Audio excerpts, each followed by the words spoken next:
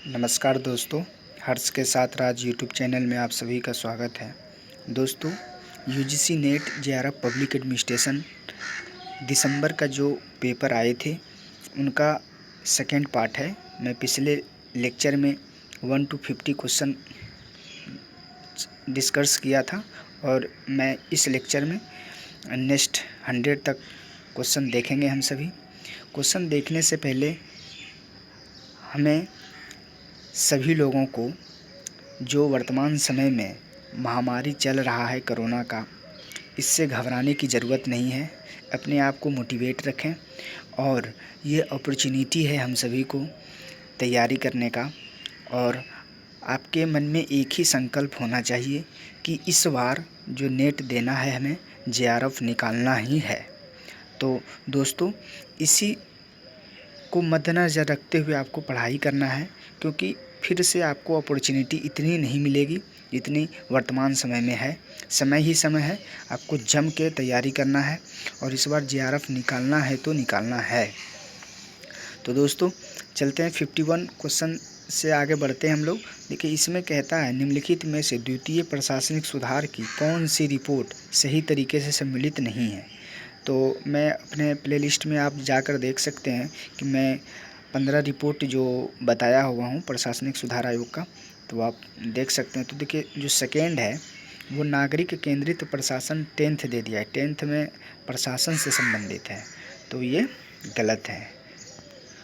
Next question है 52 में कहता है निम्नलिखित में से कौन सी लोक उद्यमों पर मंत्रालयीय नियंत्रण की प्रणाली नहीं है। तो थर्ड है वार्षिक तथा अन्य रिपोर्ट पर विचार विमर्श।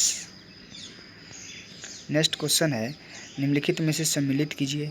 तो यहाँ पर देखना है डेट दिया हुआ नीति आयोग। आपको एक एलिमिनेशन मेथड से ही ये सवाल बन जाता है। आप देखिएगा नीति आयोग का अगर आप जानकारी हो, एक जानकारी है तो ऑटोमेटिक है सभी आपको मिल जाएंगे। तो ये देखिए, आपको मालूम था कि 1 जनवरी 2015 को गठित हुआ है नीति आयोग। तो आप समझ सकते हैं कि 1 का 3, तो ए का 3 हो जाता है, तो फर्स्ट आंसर आपका हो जाता है।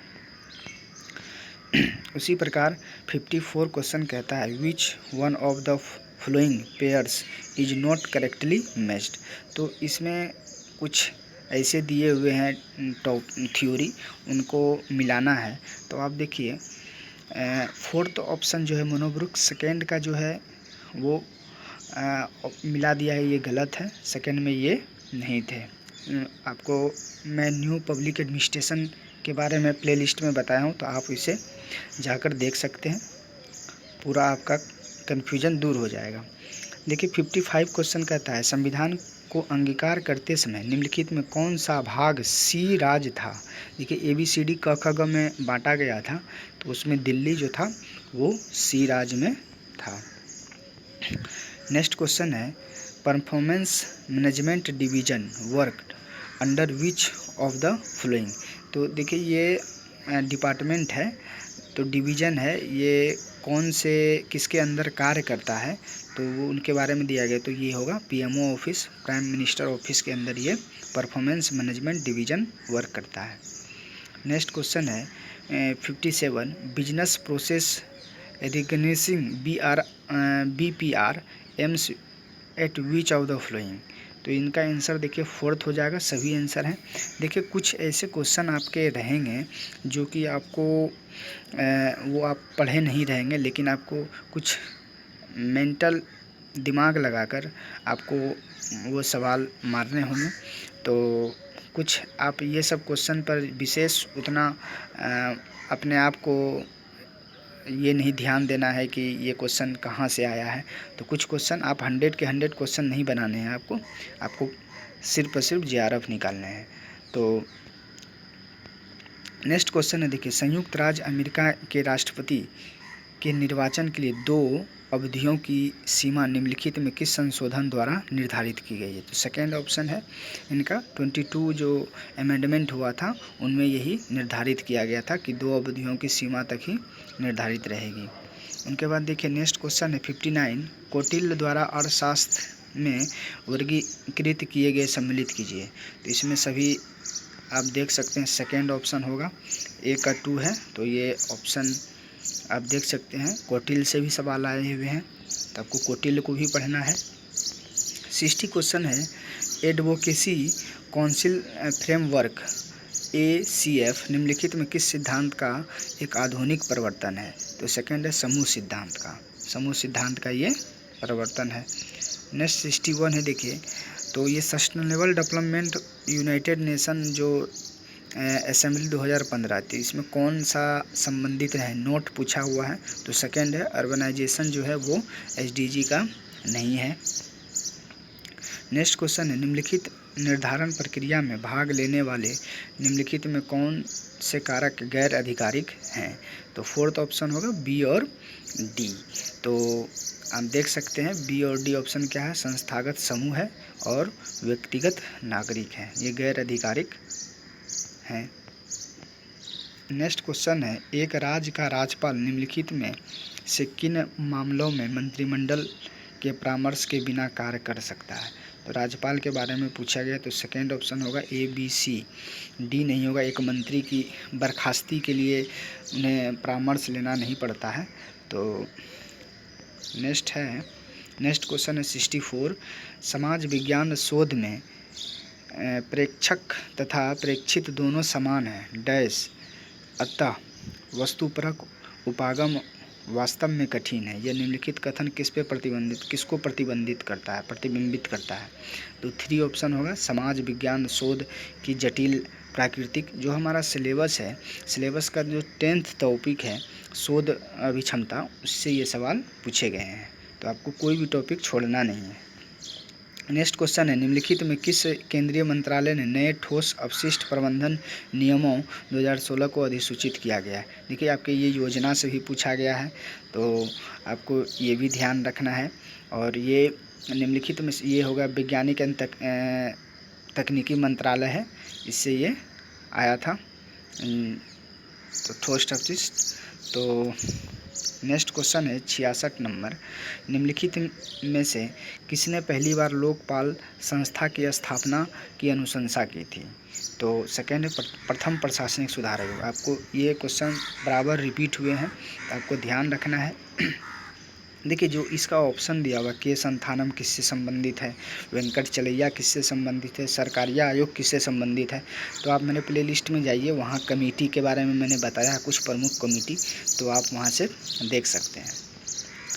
तो नेक्स्ट क्वेश्चन है, शब्द सार्वजनिक मूल्य की रचना निम्नलिखित में से किस विचारक ने सबसे पहले की थी?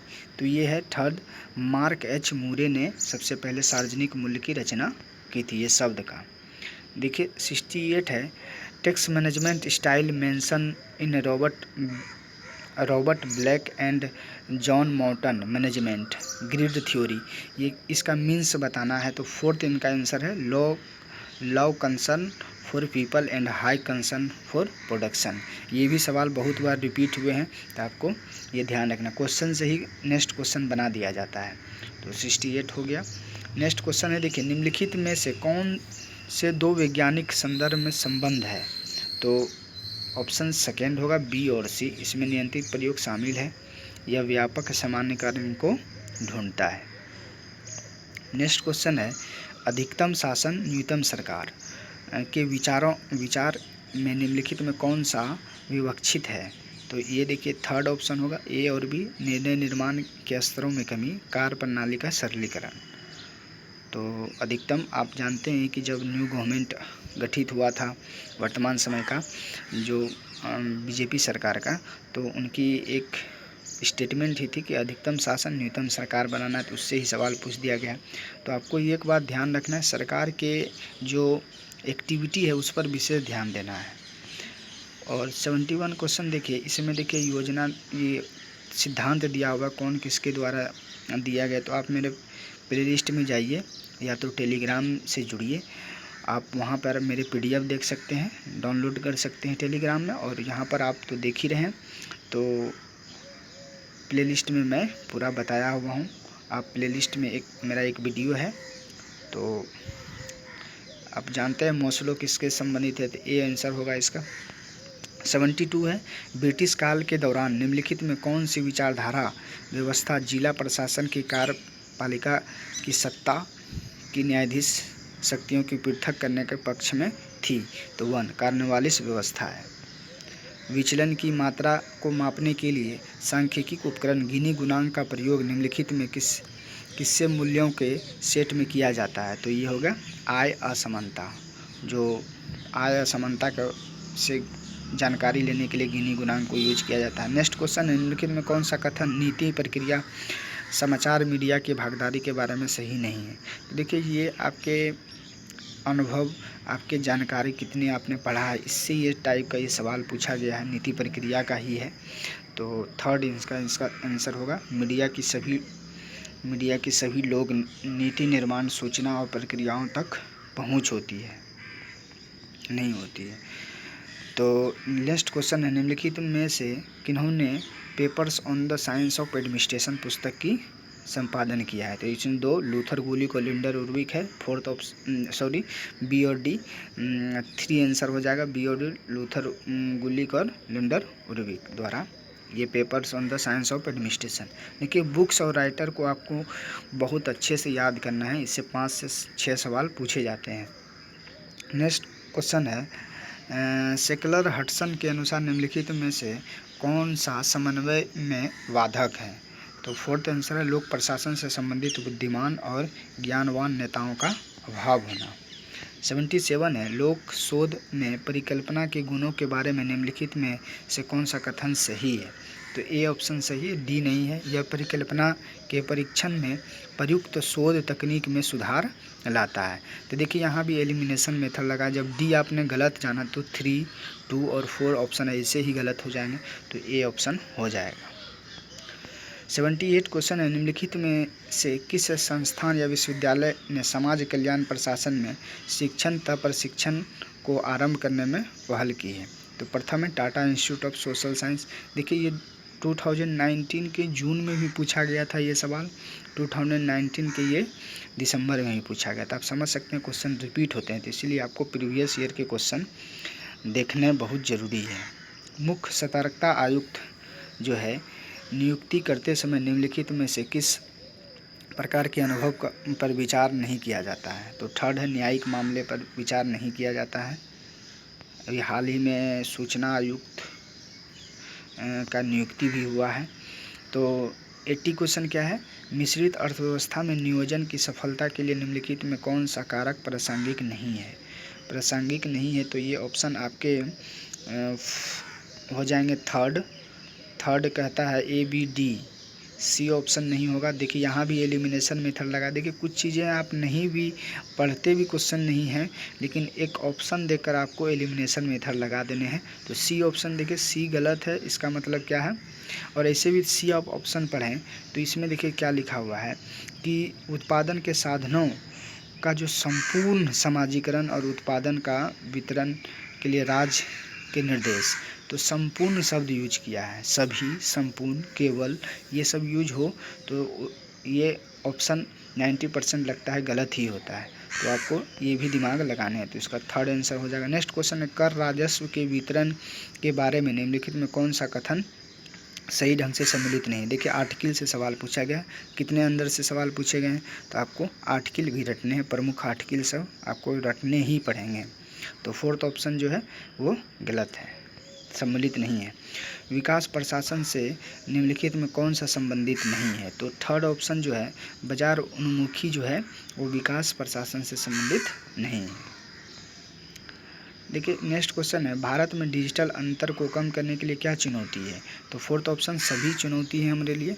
अब संरचना होना चाहिए, साक्षरता तथा कौशल है, आर्थिक स्थिति, भाषा, ये सभी चुनौतियां हैं भारत में डिजिटल अंतर को कम करने के लिए। Henry Fayol, next question, Henry Fayol के 14 सिद्धांतों जो प्रशासन के हैं कौन से सम्मिलित नहीं है? देखिए, आप मेरे प्लेलिस्ट के फर्स्ट या सेकेंड लेक्चर में जाएंगे तो आपको इनके बारे में मिल जाएगा। हेनरी फ्योल के बारे में मैंने बताया है, तो उसके 14 सिद्धांत है, उसमें कौन नहीं है? तो फोर्थ विकेंद्रीकरण नहीं है। नेक्स्ट क्वेश्चन है, संयुक्त राष्ट्र आम सभा के कितने सदस्यों द्वारा वर्ष 2015 में सस्टेनेबल विकास 2030 कार्यसूची हमारे विश्व का रूपांतरण नामक 2030 विकास सूची में अपनाया गया था। तो उसमें पूछा गया है कि कितने देश इसमें सम्मिलित हैं, तो 193। Next question, which one of the following the lowest rank in the French ministerial hierarchy. तो ये आपका सेक्रेटेरिएट ऑफ स्टेट है। नेक्स्ट क्वेश्चन है, हित समूह की निम्नलिखित में कौन सी विशेषता नहीं है। तो थर्ड है, सरकारी वित्तीय सहायता पर निर्भर नहीं। हित प्रेशर ग्रुप के बारे में पूछा गया है, तो वो आपको थर्ड ऑप्शन नहीं होगा। 88 क्वेश्चन है, निम्नलिखित में से विशुद्ध शोध की कौन सी उपयोगिताएँ हैं। तो फोर्थ ऑप्शन हो जाएगा ए और डी, व्यवहारिक समस्या के केंद्रीय तत्व खोजने में सहायता करना, और यह अनेक वैकल्पिक समाधान विकसित करता है। तो हो गया। नेक्स्ट क्वेश्चन है 89, कॉन्सेप्ट ऑफ ग्रिपेन। तो देखिए ये अनौपचारिक से लिया जाता है, कम्युनिकेशन से संबंधित है, ग्रेप वाइन। तो ये भी सवाल बहुत बार रिपीट हुए हैं, तो आपको ध्यान रखना है। यूएनडीपी निम्नलिखित में से किस पर फोकस करता है। तो ये ऑप्शन थर्ड है, ABC है, गरीबी को कमी करना, HIV तथा एड्स संकट निवारण और पुनरुत्थान पर संबंधित है। नेक्स्ट क्वेश्चन देखिए, हाँ अब देखिए ये जो क्वेश्चन है, अब मैं फर्स्ट लेक्चर में कहा था कि इस बार चेंजिंग किया गया है सवाल को। तो देखिए 90 क्वेश्चन तक तो क्वेश्चन पूछा गया, 90 से 10 क्वेश्चन देखिए आपको कॉम्प्रिहेंशन दे दिया गया है। तो आपको ध्यान रखना है, आप ऐसा न सोचें कि लास्ट में हमारे 2 मिनट में मैं 5-10 क्वेश्चन कर लूँगा। यहाँ पर कॉम्प्रिहेंशन का सवाल है, तो कॉम्प्रिहेंशन 10 सवाल रहेंगे आपको, क्योंकि इस बार पहली बार ऑलमोस्ट हर सब्जेक्ट में किया गया था। मैं एक और 2 सब्जेक्ट के स्टूडेंट से पूछा गया था, तो बताया था कि कॉम्प्रिहेंशन भी आया था। देखिए कॉम्प्रिहेंशन के सवाल हैं। वैसे ये कॉम्प्रिहेंशन उतना टफ नहीं था, लेकिन आपको इनकी तैयारी अच्छे से करके जाना है। नीति आयोग के बारे में पूछ दिया गया था। ये फर्स्ट कॉम्प्रिहेंशन नीति आयोग के बारे में 5 क्वेश्चन, उनके बाद जो नेक्स्ट था उनसे पंचायत से संबंधित था। तो आपको ध्यान रखना है। तो दोस्तों इस लेक्चर में इतना ही। आपको वीडियो कैसा लग रहा है आप लाइक कमेंट ज़रूर करें। दोस्तों आप लाइक ज़रूर करें, क्योंकि इससे ही मेरा मनोबल बढ़ता है। आपके लिए अच्छे मैं वीडियो लाऊंगा, और मैं गारंटी देता हूं कि आप सक्सेस ज़रूर होइएगा। तो मैं PDF टेलीग्राम ग्रुप में डाल दूंगा, तो आप मेरे टेलीग्राम से भी जुड़िए। थैंक यू, धन्यवाद।